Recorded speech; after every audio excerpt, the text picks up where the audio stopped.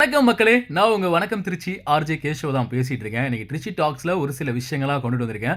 First விஷயம் என்னன்னு பார்த்தீங்கன்னா, நாளைக்கு நம்ம திருச்சி மாவட்டத்தில தனியார் துறை வேலைவாய்ப்பு முகாம் நடக்க இருக்கிறதா சொல்லியிருக்காங்க.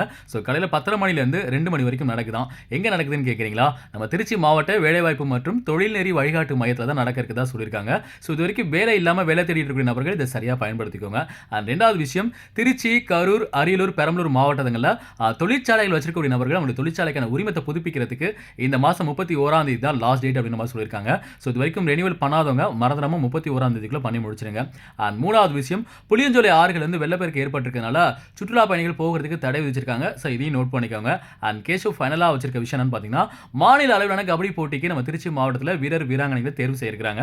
வரக்கூடிய 18ஆம் தேதி உறையூரில் நடக்க இருக்குதுங்க. விருப்பம் இருக்கிற நபர்கள் இதில் பார்ட்டிசிபேட் பண்ணிக்கோங்க. ஓகே மகளே, திருச்சி டாக்ஸ் கேட்டு முடிச்சாச்சு. இந்த மாதிரி நிறைய அப்டேட்ஸ் தொடர்ந்து தெரிஞ்சுக்க கேஷவையும் ஃபாலோ பண்ணிக்கோங்க. பாய் மகளே.